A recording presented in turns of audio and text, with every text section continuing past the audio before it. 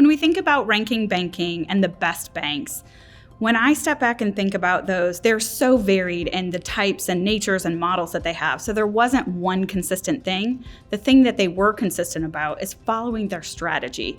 They followed it consistently. They were nimble when they needed to be. But when they went into innovation, when they went into something new and different, it still aligned with that core strategy. It wasn't something that the board of directors put together and left on a shelf. When we look back at 20 and 21, we did learn a number of things that will impact the growth trends that we expect to see in 2022.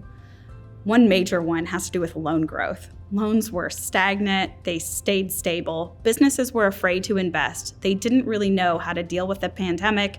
They were concerned with what would happen next. I expect we'll see a great amount of loan growth in 2022. Additionally, I think credit trends have been very interesting. There was lots of government intervention. No one was really sure where credit losses would be, even when businesses were struggling. But I do believe we'll see some leveling out and some improvements throughout from credit quality metrics. Also, in 20 and 21, we saw a big jump in technology. I believe that will have a significant impact throughout 22. We accelerated that timetable so quickly and everyone hopped on that technology bandwagon. So I do believe it will have a big impact on 22, hopefully in revenue.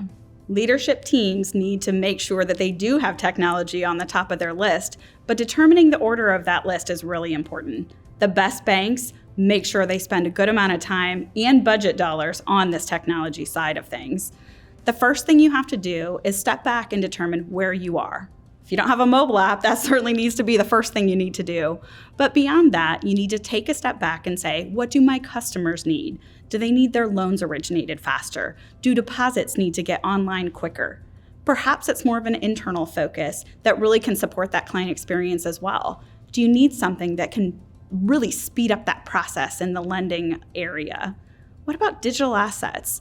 Is that something that your customers may be interested in? You need to take stock of what you have and then also align it to your strategy and make sure that you're delivering there when you're looking at that technology list for 2022. I believe the strong leaders looking forward to 22 really need to be thinking about being nimble in their decisions. I think we're going to continue to see a lot of the volatility that we saw all the way through 2020 and 21. So those leaders need to make quick decisions when they need to.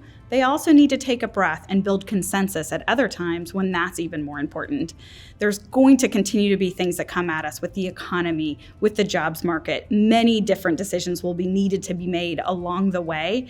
But really, if they continue to lead in that way, they'll still be able to build the best level of success for their customers as well as their personnel. Strong culture is very much an impact of these successful banks.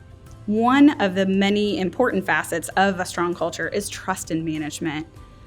Your personnel really need to get behind what you have to say, feel like you're being consistent in what you're telling them, and really feel like they can believe those items on a consistent basis. I also think it's essential that you have caring. Celebrate the wins, mourn the losses together. Make sure you're right there with them and have that caring nature as a part of your culture, how you come in every day. And that element of consistency that's important in trust is really important with the underpinnings of all of those elements of culture. You can't rebrand your culture every 6 months and expect to have a solid, consistent culture.